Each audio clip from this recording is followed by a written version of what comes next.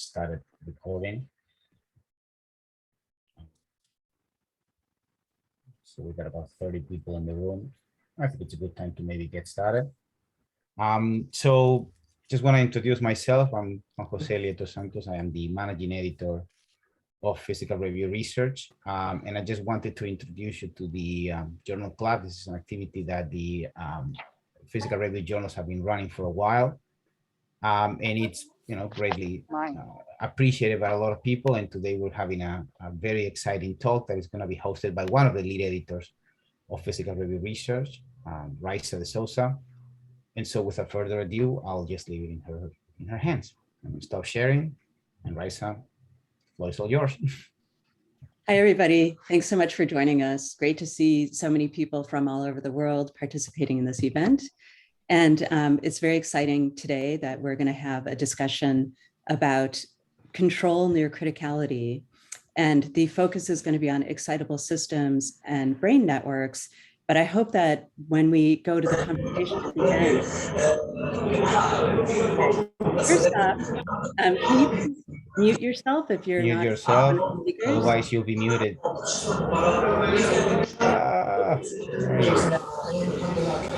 Okay. Great. So sorry about that.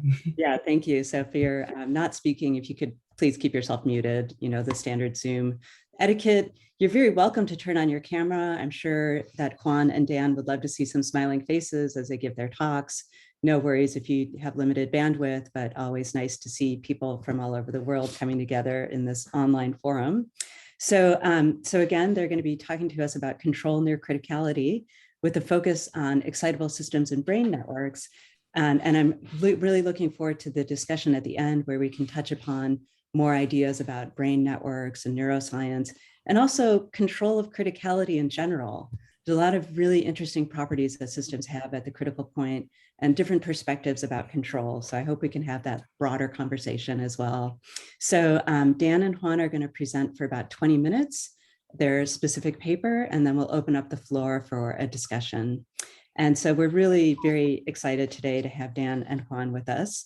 So our speakers, Dan Larremore. Dan is Assistant Professor of Computer Science and in the Biofrontiers Institute at the University of Colorado at Boulder. And he's done tremendous work on statistical and inference models for analyzing large-scale networks and applied it in many domains from public health and academic labor markets to what we're going to hear about today, thinking about criticality of excitable media. And Juan Restrepo is an associate professor of applied math at University of Colorado Boulder, and he is a leading world expert on nonlinear dynamics and chaos, synchronization, and he's applied this to things like cardiac dynamics and criticality in the brain that we'll be hearing about today. And Dan is also a colleague of mine at the Santa Fe Institute. Another interesting anecdote is that Dan was a PhD student with Juan many years ago before he went off to do 2 postdocs, one at Harvard, one at the Santa Fe Institute, and returned to his roots at the University of Colorado at Boulder. So I'll go ahead and hand it over to you. Thank you for joining us today. Thank you. Thank you for the introduction. Can you see the slides? Okay, so first of all, I want to thank Raisa, Juan Jose, and the other organizers for inviting us to give this presentation here at the Physical Review Journal Club. I'm going to talk about a paper that was published in Physical Review Research last year, which is entitled Optimal Control of Excitable Systems Near Criticality. This paper was done with my former student Kathleen Finlayson, also with Woody Shu, who's at the University of Arkansas, and with Dan, and we're going to be in the discussion today. Okay, so first, let me start with some motivation. Our paper was originally motivated by experiments done first by Dietmar Plenz at NIH and subsequently also by Woody Shu at the University of Arkansas, where they cultured slices of 2-day-old rats on top of a microelectrode array in such a way that the tissue grows on top of the microelectrode array in a viable way. So the neurons survive, they make connections among themselves, and then spontaneously activate. And you can measure spontaneous activity for up to 2 weeks after you put them on top of this microelectrode array. So the setup looks like this. So here's the microelectrode array. You can see probably the little dots. There is a slice of cortex in there, and then a supporting tissue which is called the VTA. And then using this setup, you can do passive experiments where you just measure spontaneous activity, or you can do active experiments where you stimulate the tissue and then measure the response. And you can do these experiments also by culturing this tissue with drugs that suppress inhibition or suppress excitation. And by doing so, you can study the properties of these neural networks as their excitability is changed from low excitability to high excitability. Okay, so this is the setup, and just one comment is that similar experiments have been done after that in vivo. So I'm just showing the original experiments which were done in vitro. Okay, so these kind of experiments were the basis for the concept of criticality in the brain. In particular, in these passive experiments where they just measure spontaneous activity, they looked at the size of activity bursts called neuronal avalanches. And what they found is that when there is no drugs given to these tissues and they just let them grow naturally, the distribution of avalanche sizes follows a power law with the exponent that you would expect from a classical critical branching process. And I'm just showing a cartoon here, but these power laws actually pass rigorous statistical tests. And when you give drugs that either suppress excitation or suppress inhibition, then you get behavior that again is similar to what you would expect from a branching process, where you see subcritical, the subcritical case, which corresponds to an exponential distribution of avalanches, and the supercritical case, where you see some avalanches that are very large, corresponding to runaway excitation in the system. And this has led to the hypothesis that the brain tends to tune itself to operate in the critical regime. And there have been experiments suggesting some potential advantages of this. For example, it has been shown that there is maximized dynamic range in this regime. Also, maximized information capacity and transmission. And also, in a slightly different context, there is the computational power of networks operating at the edge of chaos. So the boundary between disorder and order also have a maximized computational power. What we aim to do in this paper is to hopefully show that these networks, when they're operating at in the critical regime, they're also easier to control in a specific sense that I will describe. And I just want to make a disclaimer because there has been a lot of previous work on controllability of functional brain networks. But this is a different type of control than the one that we are going to be interested here. So the type of control we are interested in here is closed loop control of firing rate. So basically implementing a scheme where you control the firing rate of the cortex by implementing closed loop control schemes. And this picture here that looks kind of ominous shows one such experiment where the activity of the cortex of this mouse is controlled via light. So they're using optogenetic feedback. These mice have a genetic modification where their neurons fire when illuminated with certain light. They can make excitatory neurons fire or inhibitory neurons fire with light. And with this technique, they can implement a control scheme where they can, for example, as shown here, they can make the firing rate achieve a desired target. For example, these horizontal lines are the targets that they want to achieve, and they can make the firing rate be any of these targets. Well, except the upper one, but all the others, they can. So this is the kind of control scheme that we're interested in exploring. And we're going to start, or we're going to do it with a very simple model where neurons are only assumed to be in two states, either 0, which corresponds to resting, or 1, where they're firing. So this is a very simple model, but in previous work, people have, including us, have shown that these kind of models actually capture some of the essential things that you see in the transition from subcritical behavior to supercritical behavior, and in particular, the benefits that are observed at criticality. So in this very simple model, the nodes are on or off, and a node n will turn on at time t plus 1. So basically it will be 1 at time t plus 1 with probability, which is a function, sigma, of its inputs, which are basically which neighbors are on in the previous time step. So we collect all these inputs, we pass them through a transfer function, which needs to be between 0 and 1 to make a probability. And we choose the transfer function to be piecewise linear like this. And what happens is that in this model, the behavior that you get can be mapped to the experimental scenarios where you have the subcritical, critical, and supercritical regimes, which correspond in this model to the eigenvalue of this matrix A being less than 1, equal to 1, or bigger than 1, respectively. Okay, so what happens if we take this model and just simulate it for different values of lambda? Then you see something like this. And I'm going to plot here the fraction of excited nodes as a function of time. In our case, the step size is 1. So this fraction of excited nodes can be interpreted as the mean firing rate. And what we see is that for the supercritical network, which has increased excitation, the activity just saturates at a very high value and just stays there.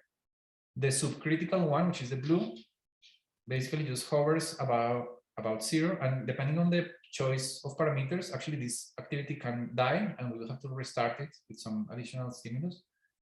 But the interesting case is when we look at the critical case when we have lambda equals 1, and in this case the firing rate, which sometimes I will call the network activity, will just wander around, seemingly doing some kind of random walk in a big range.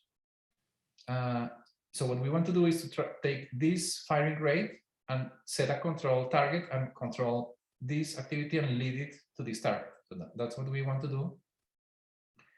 And in order to do that, we're going to implement a very simple control scheme. So we're going to implement a closed loop proportional control scheme to control a macroscopic variable, which I will call R, which is a weighted average of the states of the nodes, so that it reaches a desired target value R hat. So it's kind of the simplest control scheme that we can come up with. And we're going to implement that by introducing this proportional control term inside the input that goes into each node. So we can think of this as an additional current that is being fed into these nodes in addition to the inputs that come from the neighbors. And it's proportional control because the control is proportional. So we have this constant here, multiplying the difference between the target value and the actual value. Notice that the control strength here, mu sub n, depends on the node. So we're going to actually put all these control strengths for each node into a vector and call it m. And this can be useful, for example, in a situation where we can only control a few nodes. So then we would have non-zero mu for only those nodes, or when we have some kind of spatial-temporal, spatial control. So this gives us flexibility to include those cases. Also, we are going to put these weights that define the macroscopic variable R in a vector. And notice that if we just take these weights to be 1 over n, then the variable that we're controlling is just the mean firing rate. And often I will just show the results for this case. Okay, so if we just implement this control in the model, then we get this behavior. So we have the control off at the beginning, then we turn the control on, and then we get this behavior where the supercritical case overshoots the target, the subcritical one undershoots the target, and the critical hits the target. So, okay, so just one comment, this kind of behavior where when you only implement proportional control and you don't quite get to the target, so that's something that is known and expected when you implement just proportional control. In principle, we could, for example, implement a more sophisticated scheme like proportional integral control, where the error will actually go to 0 on average. In that case, our conclusions would be analogous but instead of looking at the error being minimized at criticality, what we will find is that the energy spent controlling the system and getting it to the target would be smallest for criticality. So we're just going to stick with the simple case of proportional control, and we're going to focus on the error that we get. So okay, so to start analyzing that, we're going to first do the following. Notice that when we turn the control on, the firing rate is well within the regime where the transfer function is linear. So remember, we chose a piecewise linear function, which was linear between 0 and 1. So here we are well within that regime. So we're going to start by just ignoring the nonlinearity, which seems something risky, but we're going to ignore it first. And also we're going to look for a steady state. So this looks to be statistically in steady state. So we can, as I said, ignore the nonlinearity, look at expected values, look at steady states. So that will simplify things because we don't have time anymore. We just have this linear equation because remember, we removed the sigma and we took an expected value. So this equation is linear. It can be solved explicitly in terms of A. And we get an expression that depends on the adjacency matrix A. To make further progress, we're going to actually replace the specific matrix for that specific network by an average matrix that just takes into account the degree of each node. So we're not going to include which specific nodes are connected, but just the degree of each node. So it's an approximation, but depending on the network, it can work really well.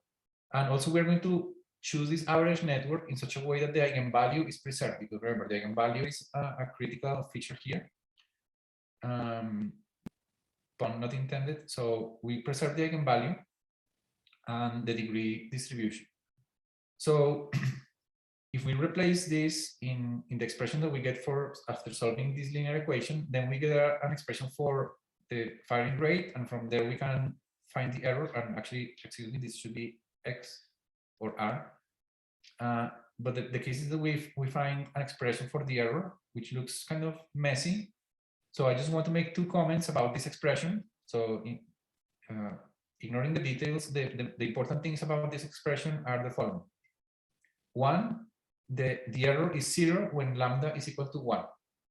So when the network is at criticality, so the eigenvalue is 1, the error is 0, which agrees with what we saw here. And also is confirmed by simulation. So here we are simulating this process in two networks. And for both of them, the error, which is shown here as an absolute value, is minimized or 0 at exactly lambda equals 1. So that's one thing. The other thing is that is nice about this formula is that it tells us things about how the error depends on correlations between the control vector M and the out degree, because we have this dot product here between them, and also depends on correlations between the weights and the in degree, and also correlations between the in degree and the out degree. So this formula tells us these things that, at least for me, it's something that I would not be able to just get from intuition by just looking at the problem. But it comes out after doing the math. So for example, here we see if we take two networks and we look at the situation where the in degree and out degree are anti-correlated, the error is lower than if we look at a network where the in degree and out degree are correlated. So it works well in explaining things that would be hard to just kind of guess from the network or kind of get from intuition. Okay, so far everything looks good and seems like we solved the problem, but actually that's not the case, because we ignore the nonlinearity and everything seems to be working, but it's time to face reality and the fact that actually the nonlinearity does matter. So something I didn't say is that in these simulations, I was using we were using a degree distribution, a network with a degree distribution, which was more or less homogeneous. It was uniform between 50 and 200, and things seem to work really well. But often networks are not so homogeneous. So for example, we can try to do the same thing with a power law distribution for the degrees.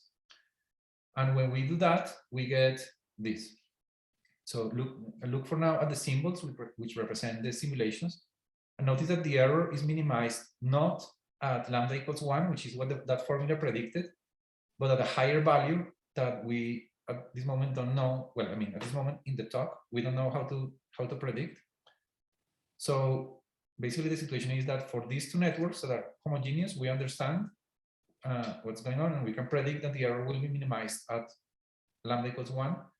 But for this other network, which has a heterogeneous degree distribution, we don't know at this point in the talk how to predict where the error will be minimized.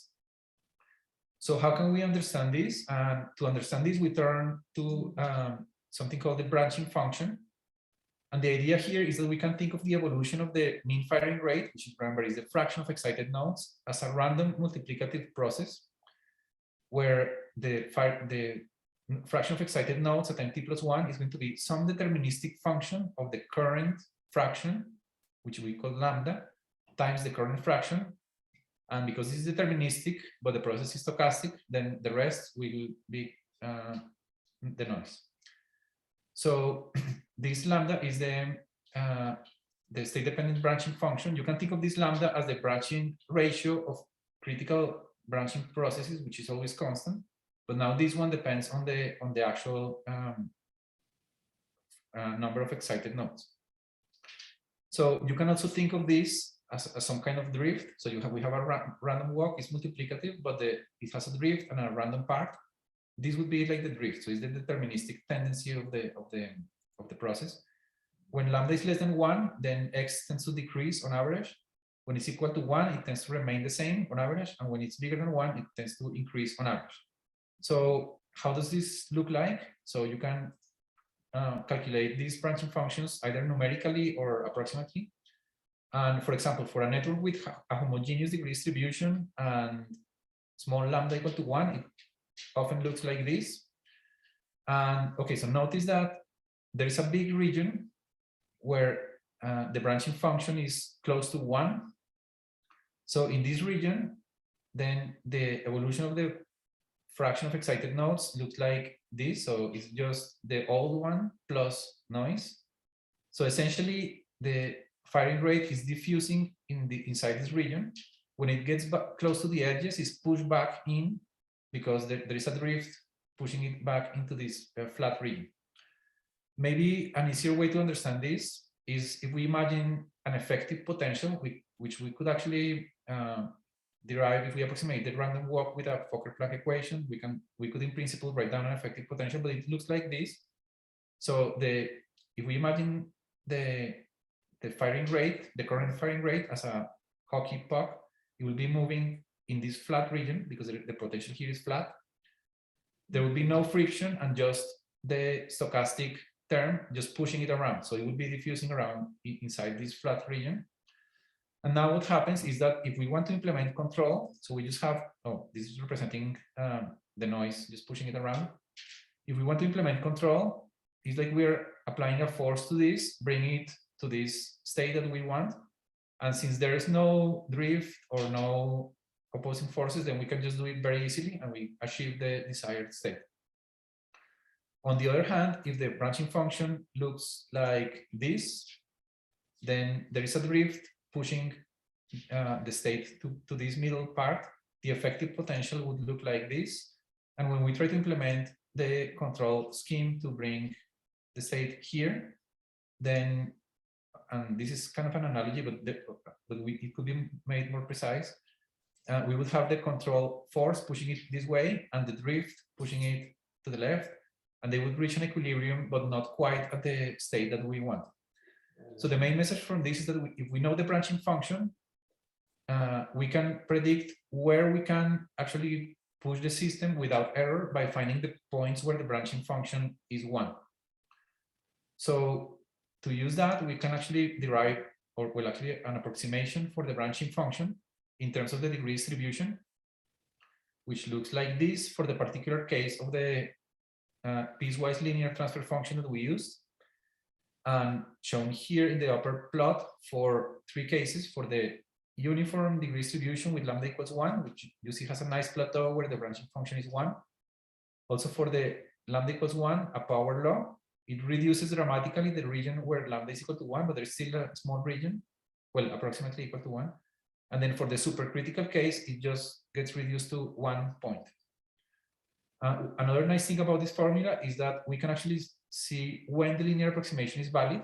So when the linear approximation is valid, when the second term vanishes, in that case, we would get big lambda equals to small lambda. And we get a condition in terms of the maximum degree and the mean degree that tells us how heterogeneous or homogeneous does the network have to be for the linear approximation to be valid. And the main point here is that when we actually look at the simulations and at the error, we see that, which is shown in the bottom plot, so that's the control error as a function of the target firing rate for the 3 cases shown above. Then we see that the error actually is 0 or close to 0 whenever the branching function is close to 1. And actually, using this approximation to the branching function, we can get an analytical approximation to the error. Okay, so this is an overview of the main results of the paper. So I just want to stop here with some conclusions. So in this very simple model of excitable dynamics, criticality generally results in a smaller error for a wider range of target activity levels. And when I say generally, it's because this range of target activity levels is reduced for heterogeneous networks and also for networks outside the critical regime. And one of the main points of this paper is that we can use the branching function to get intuitive understanding and also for analytical calculations. Okay, so some questions or extensions is that, of course, we would like to do this with more realistic neural models. We just use the simplest one first, but it would be nice to do this with a more realistic model. And also, we don't have yet direct one-to-one replication of the experimental results. So that would be also nice. And I will stop here and probably we can start the discussion and take questions.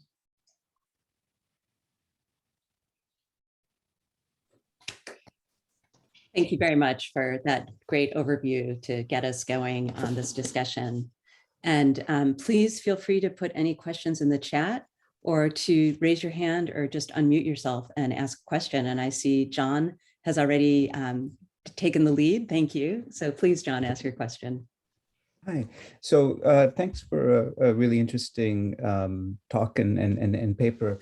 The question I had is that I like, in some sense, the idea that maybe systems near critical point are easier to control, but there's one aspect that I was thinking about, and I wonder if it's one that you had considered. So when you have a system that is near a critical point, the timescales become very long. You have critical slowing down.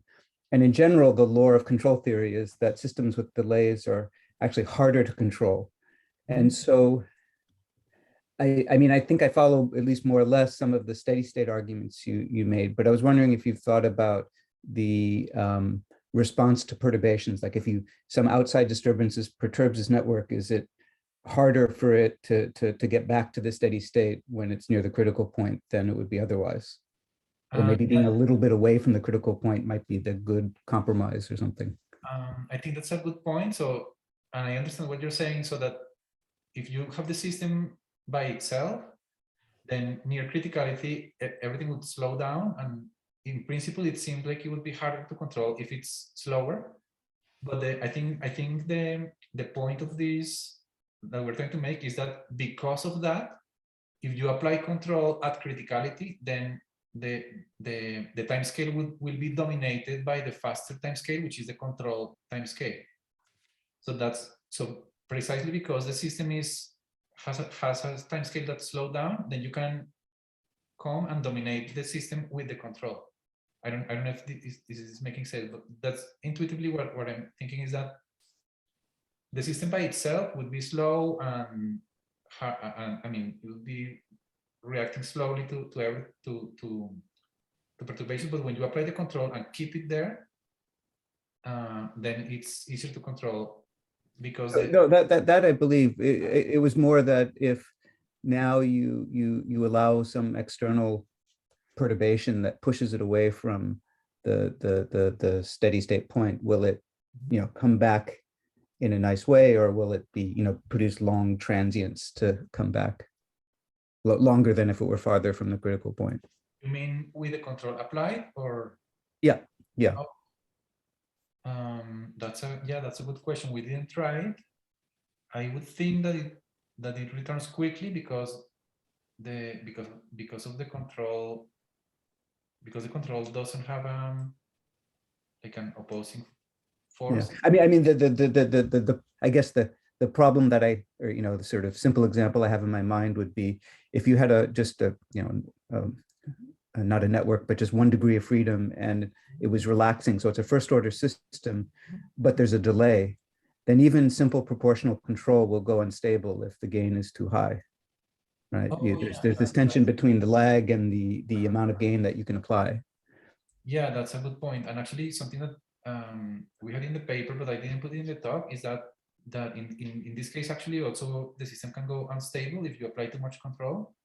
Yeah. And we found an expression for how much control can you apply in terms of the heterogeneity of the degree distribution. So definitely that's an issue. Yeah.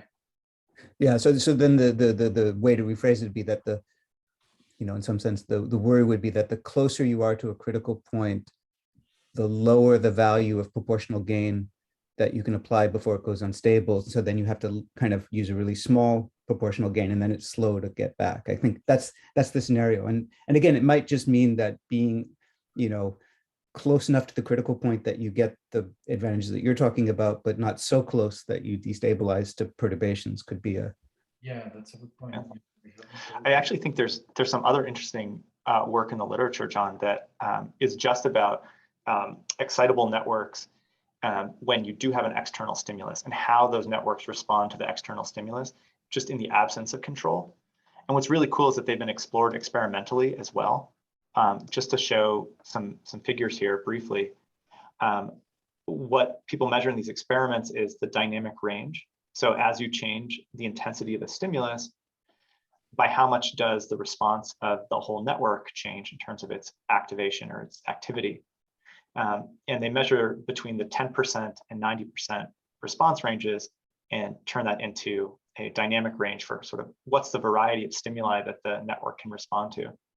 And while there's been really nice analytical work done, including some by Juan and myself, what you're seeing over here on the left, or sorry, on the right, is actually experimental plots where they're either suppressing excitation to get more inhibition in the blue, or suppressing inhibition to get more excitation in the red. And the dynamic range in these experiments with the rat neuronal tissue cultures are also maximized at criticality, where you get power law distributed avalanches according to the -3/2 exponent, and then subcritical and supercritical type avalanches otherwise. So outside control, there's some really nice theory here as well that shows that the system is sort of most responsive to a wide variety of stimuli right at criticality. Neat to see. I guess they're the nonlinear parts of the equations are really important for those aspects.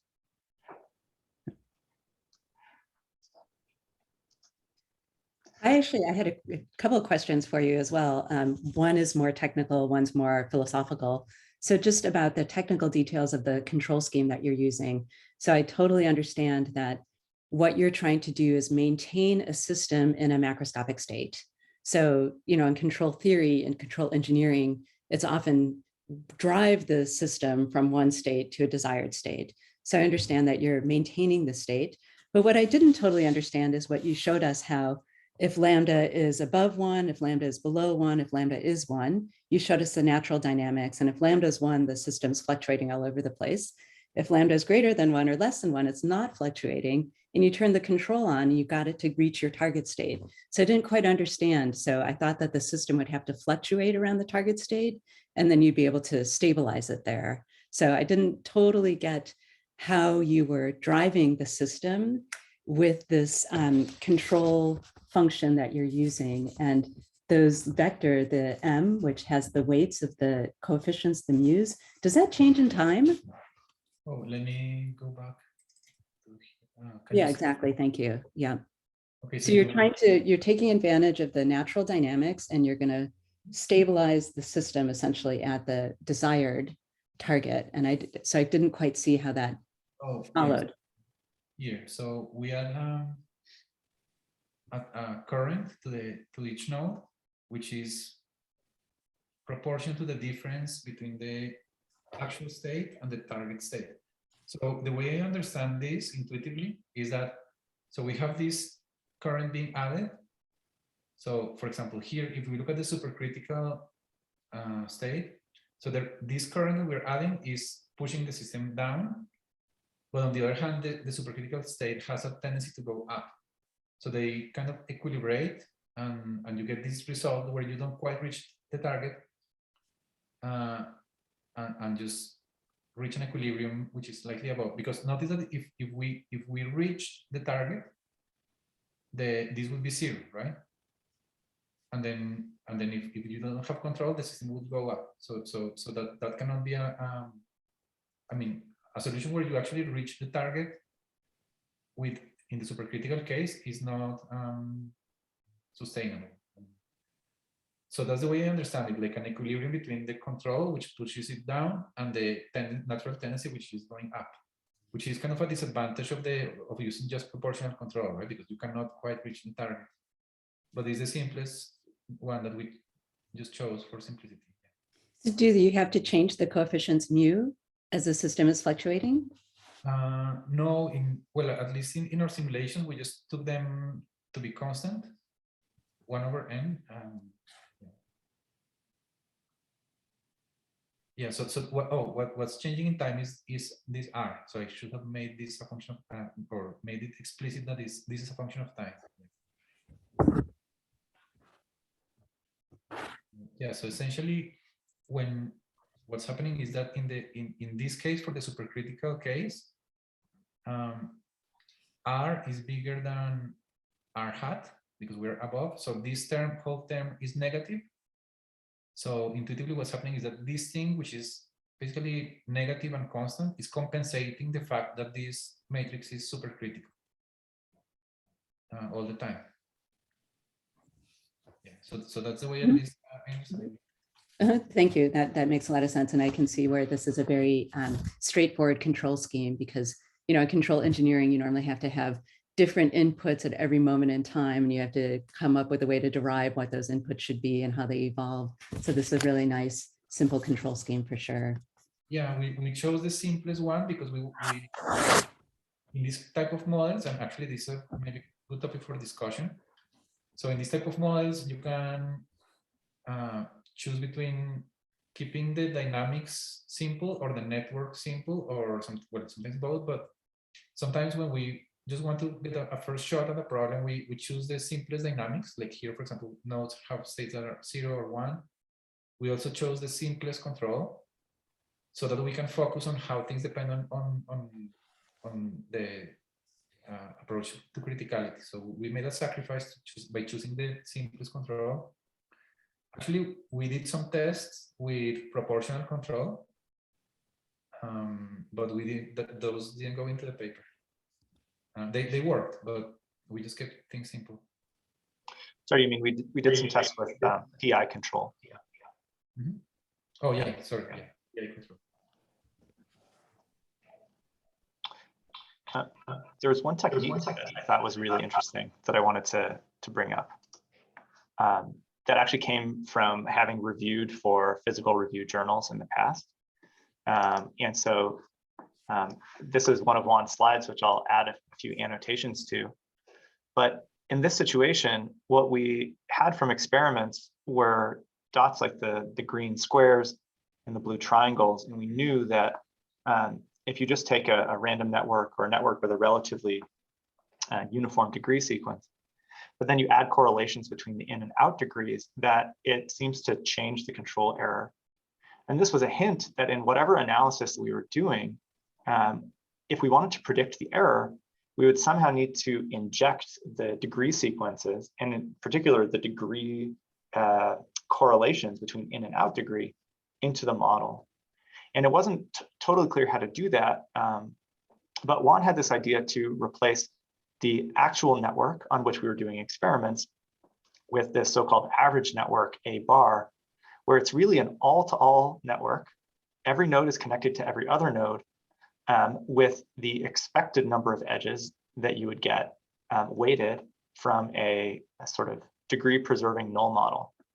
And that allows you to actually get, make some analytical headway and create this term that Juan was talking about earlier, which is so useful in understanding how the control signal, the degree correlations, and so on all come together to help us predict.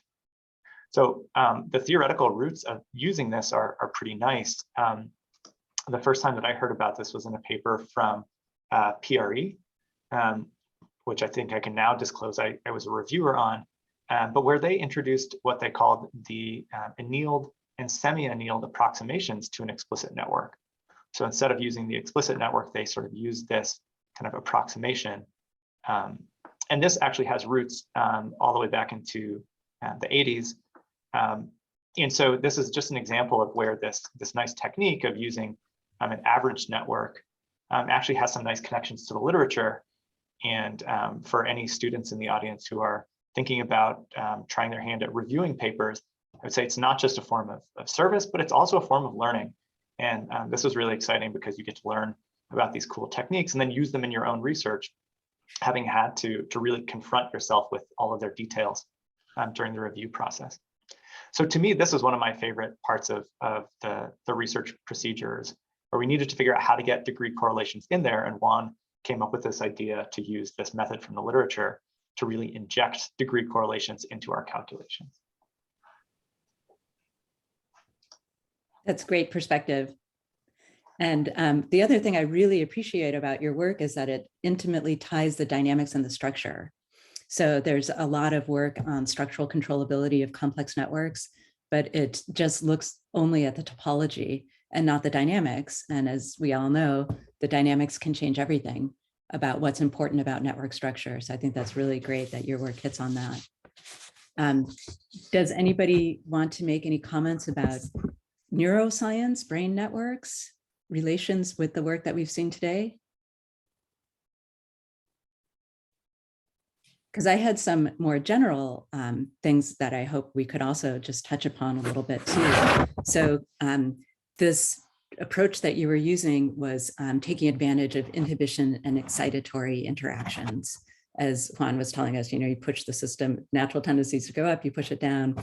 So I think I hope that we can generalize this beyond just neural systems. Like maybe we can think about social systems where we have activation and inhibition playing equal roles. And there's been a lot of body of work about control near criticality, which is really fascinating work. I think in my mind, they come into three different categories: the neuroscience work, and then a lot of work on flocking and swarms. And there's some general belief that if a system of entities that are trying to coordinate are near the critical point, it allows info to propagate across the full system more efficiently. So like swarming birds can feel the fluctuations of the lead bird as long as the system is poised near a critical point. So I think that is also an interesting example that could have activation and inhibition, that you follow birds or you're repressed by them. And then the other field where I've seen control of critical systems has been work of like Brian Daniels, David Krakauer, Jessica Flack, where they had a great paper in Nature Comm in 2017, Control of Finite Critical Behavior in a Small Scale Social Network. And they had similar ideas to you, that near the critical point, the system responds to external perturbations very dramatically. So a small little change in the environment can cause large-scale aggregate changes, so it can be very useful. But so the criticality allows the system to be adaptive, but it's so sensitive that it's not robust. So I think that you were looking at those same ideas, that at the critical point, you can explore the space quite efficiently, and you can make the system jump around, but that it's hard to keep it there because it's not so robust to the noise. And you guys have shown us some really interesting stuff about how to make it robust.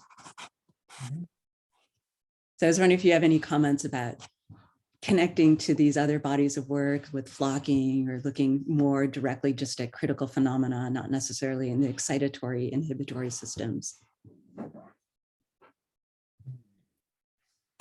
Confess I wasn't I wasn't aware of this flocking system. It sounds really interesting. Yeah, it seems like it could have potential applications there, but I haven't thought about it. I don't know if Dan has a thought about this.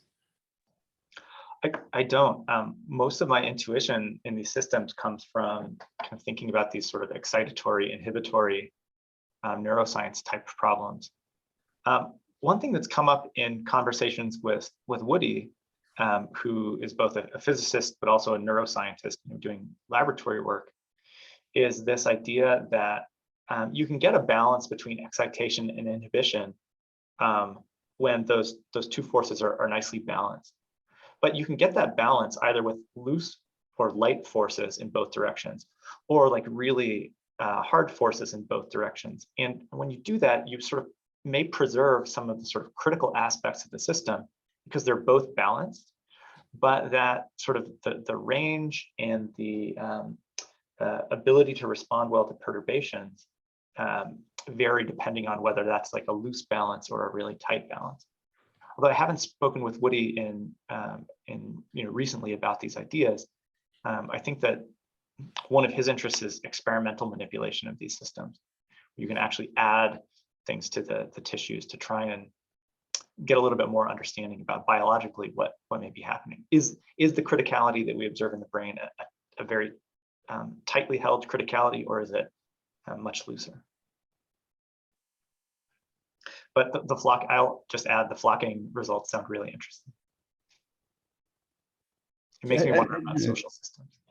An experimental question. Sorry. I mean, because I really don't know much about the neuroscience aspects, but would the kind of control that you're thinking about, would that, like in an optogenetics experiment, amount to shining light on whose intensity is calculated according to the kinds of rules you have? Or I just wasn't quite sure how do you actually implement a control like that in a tissue sample? I think in the paper that I showed in the slides, I think they were doing proportional integral control. So they were No, not the algorithm, but just how do you change the probability of firing? Oh, they just shine. Yeah, let me just. It's with light, shining light. Yeah, let me just share the screen.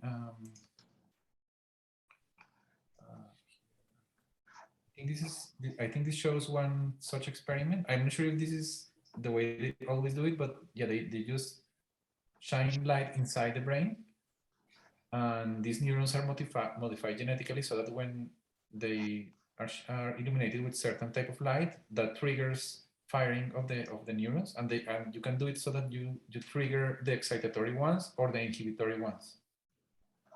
But in a setup like that, how would you change like your B coefficients that show how much you're doing for each? Because you were sort of trying to address each individual node, if I understood correctly. Oh. And this looks like it would just be kind of one overall perturbation, that you wouldn't have so much flexibility in choosing coefficients and things, or the mu's, sorry, not the B's. Yeah, so in this case, if I remember the experiments, they had some electrodes that they implanted in the brain.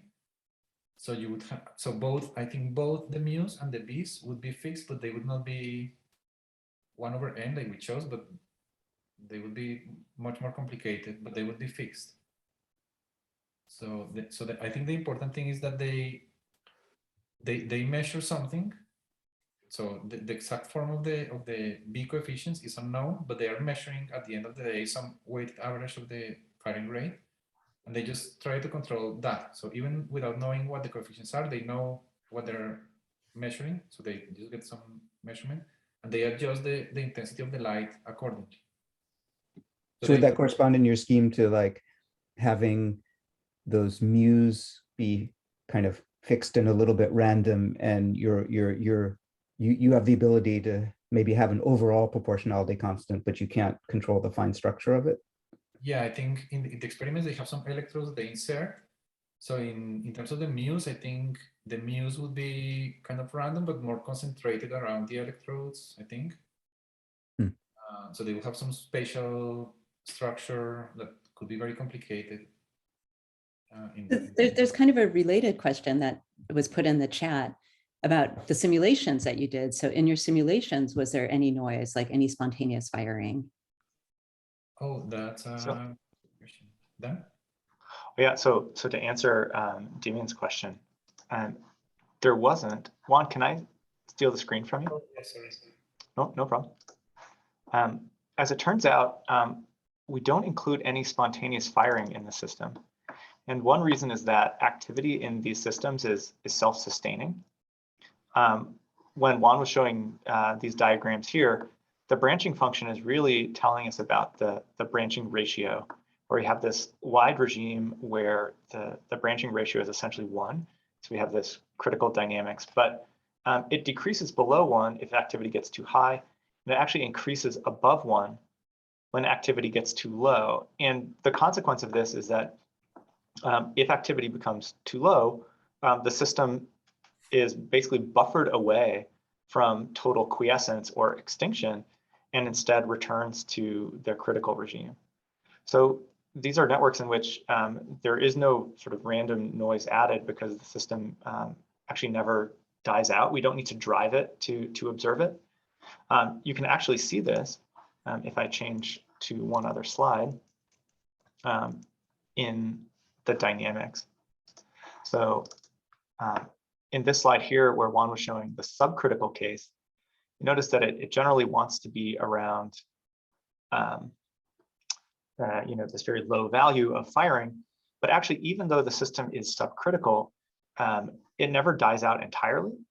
And one of the reasons is that being sufficiently close to criticality, there's this very small regime toward the bottom where if activity goes too low, essentially the branching function creates a regime where the branching parameter increases above 1 and the system actually recovers. So we see this interesting dynamic in these systems where when we have a mixture of explicitly excitatory nodes and explicitly inhibitory nodes, we don't need to add external noise to drive the system because we get ceaseless activity within which we get these wide regimes of critical behavior, or in some cases, subcritical behavior if we tune the network that way.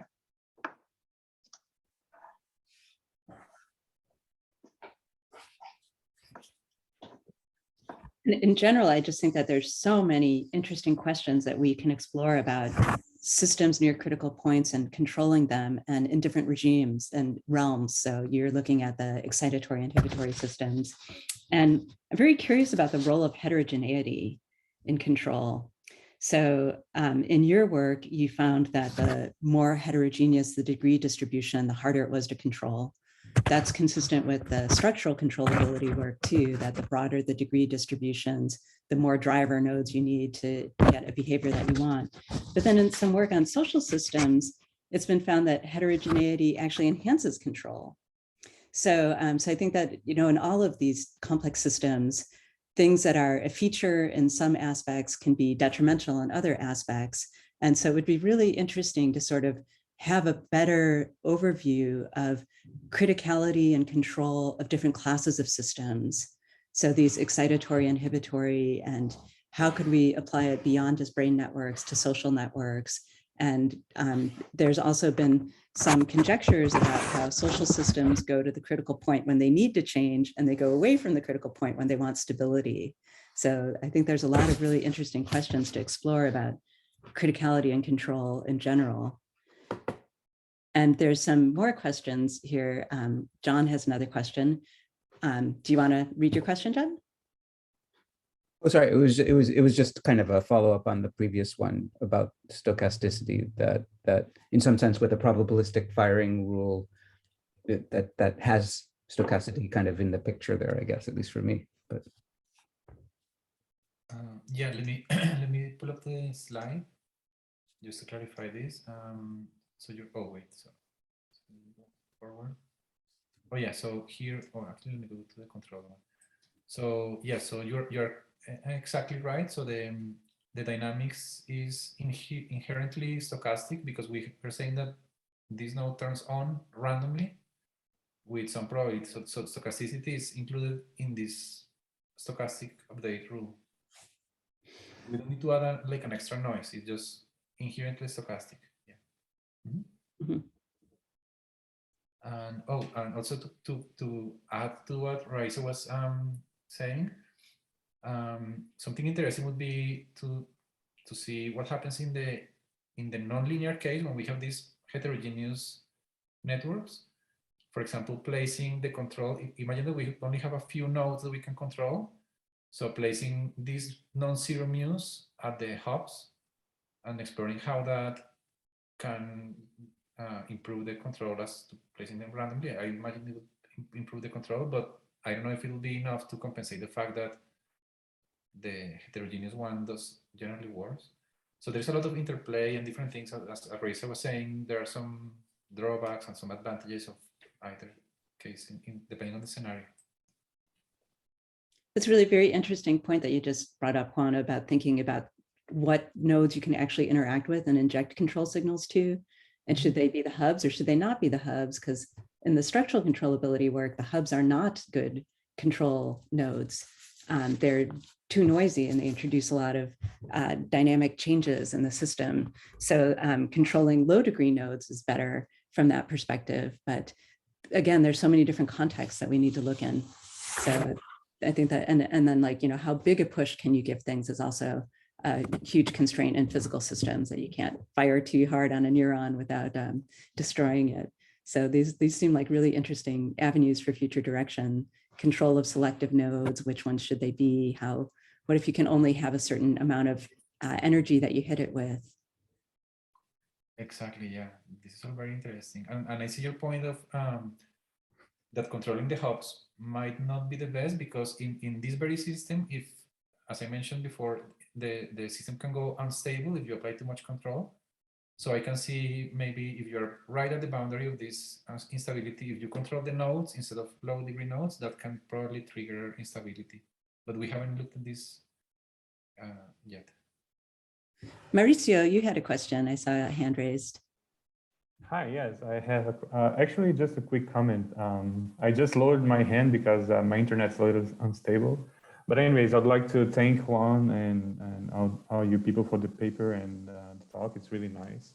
And I just have a quick comment that when you showed that figure that when you add heterogeneity to the network and then you shift the lambda where the optimization happens to a value that's greater than 1, it reminded me of a paper from Mauro Copelli's group from a few years ago, where they show that when you have correlations between in the synapses of the network, the branching ratio, the critical branching ratio of the model actually is shifted towards greater than 1 value. And that could be a hint for you. I can paste the link to the papers of Physical Review E. So that could be a hint of why you see this shifting of lambda towards a value greater than 1, where you see the optimization. So just this quick comment. Yeah. Wait, I want to tell a story about this. So Mauricio, I love that you brought up the Capelli group and body of work. In 2009, I saw Juan give a talk on networks for our department colloquium, and walked into his office and said, "Can I do a PhD?" And effectively what he said was, here's this paper in Nature Physics by Osame Kinuchi and Mauro Capelli, and see if you can reproduce this. And so I reproduced the paper, had a bunch of questions. Juan had some more questions. And as it turns out, your observation that correlations in the network shift the mean degree where criticality is observed was actually one of the motivations for our first work together. And in fact, for a lot of my work. So generalizing from degree-based analyses to eigenvalue-based analyses really opened the door to kind of understanding the kind of dynamics that they originally posed, but in much broader sets of networks. So I'm glad that you brought them up. I feel like my entire early career was defined by building on the foundations of their work. Mauro Capelli's papers have been very influential. Yeah, it's really interesting. And then in that paper, they do this analysis of the eigenvalue of the matrix, and they show that even though the branching ratio is greater than 1, the eigenvalue still goes to 1. So I don't know. I think I missed the slide where Juan showed what matrix is resulting in the lambda calculation, but I don't know if it's really the eigenvalue of the system or if it's just a representation of the branching ratio. But anyways, I just wanted to bring this up because maybe this could just be a hint. Yeah. Yeah. Could you link the paper? It sounds like work that actually has come later that I haven't seen. Yeah, I'm just gonna paste it in the chat. Nice. Yeah, right. Paste it to everybody since I think we all. Thank you. Thanks. This comment. So I showed these results, and I mentioned the largest eigenvalue of this matrix A is what determines whether or not you're in the critical state or not. But this actually makes an assumption about not being like many short loops. I mean, the assumption is that the network is locally tree-like, and when there are many loops in the network, then you have to use something related, which is the non-backtracking matrix. So it's a matrix that takes into account the fact that you go around loops and hit yourself back. So this gives a correction to this eigenvalue in the cases where there is where there are many like short loops. So I just want to make that comment because yeah, people have looked at networks where this assumption of locally tree-like is violated, and they have seen that they can do better in those cases by using this non-backtracking matrix.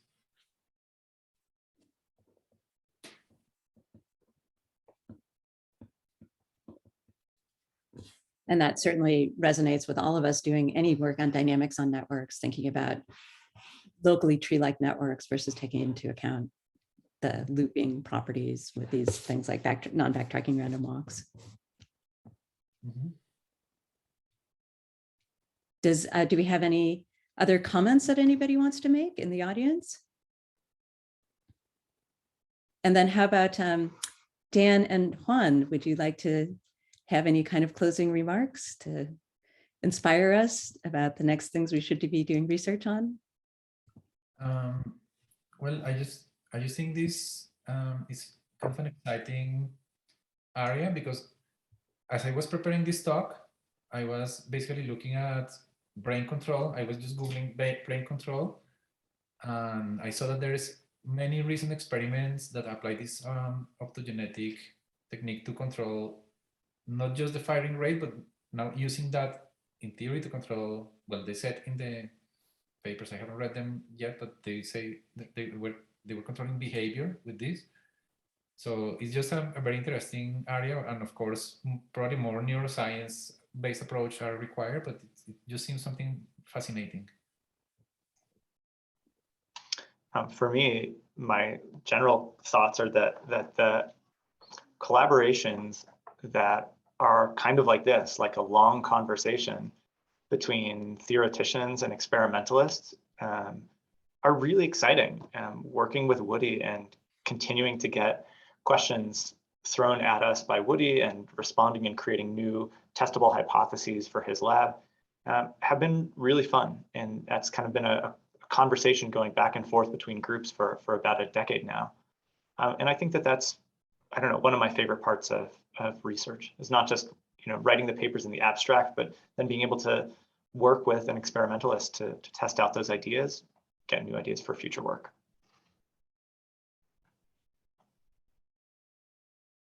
And there's clearly a lot of opportunities for future directions, so many ways to move forward from here. So it's really very exciting.